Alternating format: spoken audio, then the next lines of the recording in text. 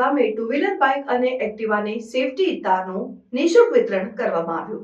મહેસાણા જિલ્લાના ખેરવા ગામે તારીખ 11મી જાન્યુઆરી 2025ને શનિવારે Shri giants people's foundation giants Kherva ગ્રુપના સહયોગથી ઉત્તરાયણના પવિત્ર તહેવારને ધ્યાનમાં રાખીને સાંજે 5 વાગ્યાથી 6 વાગ્યા સુધી શ્રી ઉમિયા ચોકની આગળ અને સાંજે 6 વાગ્યાથી 6:30 સુધી ખેરવા શ્રી ચામુંડા માતાજીના મંદિરની બાજુમાં આ બે જગ્યાએ ટુ વ્હીલર બાઇકોને સેફટી તારનું નિઃશુલ્ક ફ્રી વિતરણ કરવામાં આવ્યું હતું। અંદાજે 150થી વધારે બાઇકો અને એક્ટિવાઓને સેફટી તાર નાખવામાં આવ્યા હતા। આમ ખેરવા અને ખેરવાની આજુબાજુના ગામોના લોકોએ આનો લાભ લીધો હતો। આમ giants people's foundation giants Kherva group દ્વારા તારીખ 13, 14 અને 15 3 દિવસ જીવદયા પ્રેમીઓ માટે જે પક્ષીઓને નાની મોટી ઇજાઓ થતી હોય છે આવા અબોલ પક્ષીઓને આ ગ્રુપ દ્વારા સેવા આપવામાં આવે છે અને તેમનાથી બનતી તમામ પ્રકારની સેવા આપવામાં આવે છે અને વધારે પડતી ઇજા હોય તેવા પક્ષીઓને પાંજરાપોળ મહેસાણા ખાતે રેફ્યુઝ કરવામાં આવે છે। તો આમ ખેરવા કડવાસણ દેવરાસણ આમ આજુબાજુના દરેક ગ્રામજનોને જણાવવાનું કે આવા કોઈ પક્ષી ઇજાગ્રસ્ત નજરે પડે તો તાત્કાલિક ખેરવા જાયન્ટ્સ ગ્રુપમાં આપેલા નંબર ઉપર કોલ કરવા વિનંતી।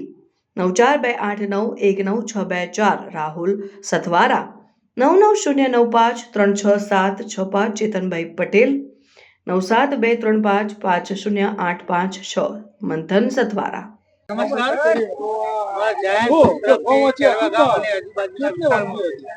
સેવાકીય પ્રવૃત્તિઓનો અવિરત ચાલુ છે। ઉત્તરાયણ નિમિત્તે દર વર્ષની જેમ બાઇકો અને એક્ટિવામાં સેફ્ટી ગાર્ડના વાયર જેનાથી ચાઇનીઝ દોરીથી ઝડપ કમાવાની ઘટનાઓ બને છે એના સંદર્ભમાં અમે સેફ્ટી માટે લોકોની સેવા માટે લગભગ 150 થી 200 નંગ જેવા સેફ્ટી ગાર્ડ ખેરવા ગામ અને આજુબાજુના જે બાઇક સવાર હોય એમને ફ્રી ઓફ લગાવી આવ્યા છે અને એમાં અમારા જાયન્ટ ગ્રુપની આખી ટીમ ખડે પગે તૈયાર છે। બીજી વસ્તુ 3 દિવસ માટે પક્ષીઓ માટે જીવદયાનો કાર્યક્રમ પણ અમારો ચાલુ છે। એમાં 3 દિવસ માટે અમે હેલ્પલાઇન નંબરો જાહેર કરેલા છે।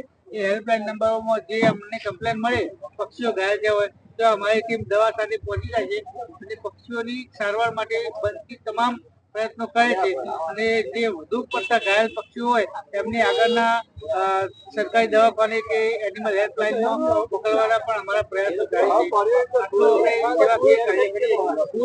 અને પોજરાપોળમાં પણ અમે સેવાકીય કાર્ય માટે ગાંડ ઉઘરાઈને પોજરાપોળમાં ગાયો અને પશુઓની સારવાર માટે પૈસાનું ફંડ અમે લોકોને પાસેથી ઉઘરાઈને કરીએ છીએ।